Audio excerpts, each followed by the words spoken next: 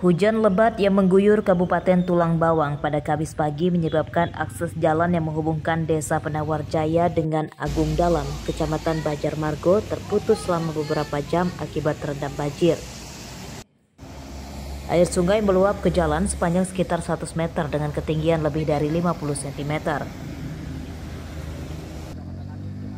Akibat banjir ini, jalan tidak bisa dilewati motor dan mobil pribadi. Beberapa motor mogok akibat memaksa menerjang banjir.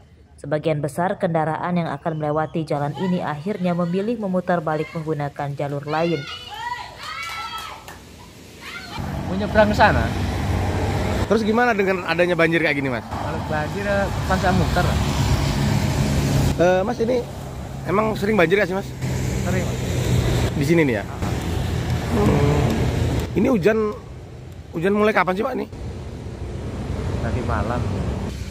Terdapat genangan air yang cukup dalam sedulur, dikarenakan ini airnya banyak sekali. Jadi saya sendiri mencoba nanti untuk melintas lewat jalan lintas timur saja sedulur. Jadi untuk rekan-rekan yang ingin arah ke Tugu Pak Tomo, Tugu Garuda, lebih baik lewat lintas timur dikarenakan beberapa kendaraan tadi yang lewat sini mogok sedulur. Banjir tidak meluas ke permukiman. Banjir hanya merendam jalan di daratan rendah yang di tengahnya terdapat jembatan. Pada Kamis sore, banjir telah surut dan kembali bisa dilewati kendaraan. Mustaqim melaporkan dari Tulang Bawang.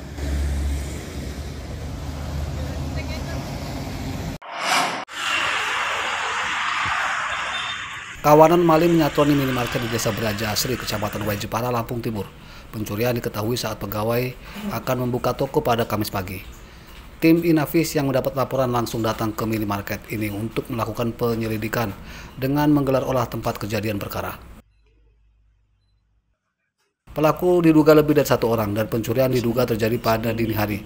Mereka masuk toko melalui atap dan keluar dengan membawa barang-barang curian melalui jendela gudang.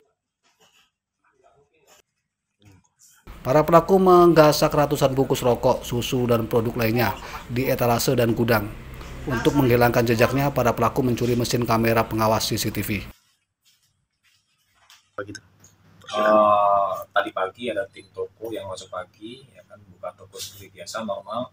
Nah, ketika melihat masuk toko, kondisi rokok sudah habis, Pak. Gitu, yang seharusnya rokok itu terdisplay penuh, gitu kan. Kemudian masuk ke gudang, lihat kondisi gudang sudah kebongkar atapnya, gitu kan. Kondisi ventilasi juga udah kebuka. Jadi udah disimpulkan udah kebobolan, Pak. Diduga pelaku masuk lewat atap gudang, gitu, Pak. Kemudian keluarnya lewat ventilasi yang ada di toko, gitu, Pak.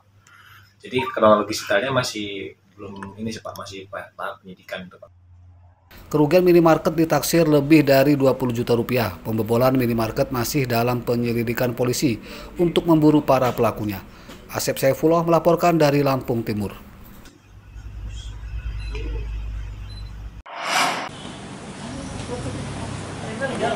Tim penyidik Kejaksaan Tinggi Lampung Rabu siang menggeledah kantor Agraria dan Tata Ruang Badan Pertanahan Nasional atau ATR BPN Lampung.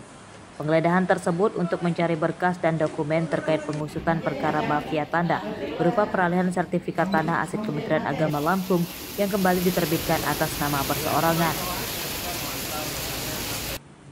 Luas tanah aset Kementerian Agama yang hilang seluas 17.000 meter yang berada di Natar, Lampung Selatan dengan nilai sekitar 43 miliar rupiah. Berkas yang diamankan, Pak. Apa yang diamankan, Pak? Apanya? Yang diamankan berkas penerbitan sertifikat. Apa itu dugaannya, Pak? PTSL atau? Enggak ada PTSL. Udah lama, sertifikat lama. Wilayah mana, Pak? Enggak lagi diteliti, udah. Enggak, yang pasti bukan berita hangat Waikanan, apalagi Pesibar enggak ada. Bukan. Tadi kabupaten mana, Pak? Atau provinsi? Lampung Selatan. Lampung Selatan ya, Pak? Ya. Terima kasih, Pak, ya. Kita menunggu dulu hasil dari di Lamsel, hasil pemeriksaan. Nanti kita rilis di kantor. Perkara apa aja? Dikit aja, Pak. Dikit aja. Itu terkait dari mafia tanah juga. Bagaimana nih, Bang? Enggak, ada yang terbaru lagi. Ya. Ini yang kita sita. Ya, nanti. Iya, kita sita apa aja nih, Pak? Dokumen yang berkaitan dengan ini. Yang dari sini apa aja, Pak? Penyidikan yang kita lakukan, dokumen-dokumen. Ya. Apa yang diamankan, Bang? Apa yang diamankan? Dokumen aja yang menyangkut penerbitan surat menyurat yang mengenai sertifikat dan sebagainya. Penggeledahan kantor ATR BPN tersebut dilakukan penyidik Kejati setelah penyelidikan perkara mafia tanah dinaikkan ke penyidikan sejak 7 Januari lalu. Sejauh ini belum ada orang yang ditetapkan sebagai tersangka. Nabila melaporkan dari Bandar Lampung.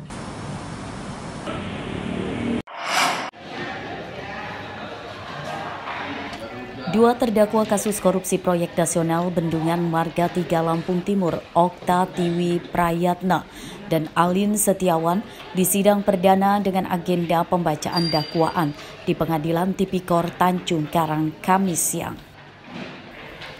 Kasus korupsi tersebut merugikan negara hingga 43 miliar rupiah dan terdakwa dijerat Undang-Undang Nomor 20 Tahun 2001 tentang pemberantasan korupsi dengan ancaman maksimal 7 tahun penjara. Okta adalah seorang pegawai negeri sipil atau PNS di Dinas Pertanian Lampung Timur, sementara Alin adalah kepala desa Trimulyo.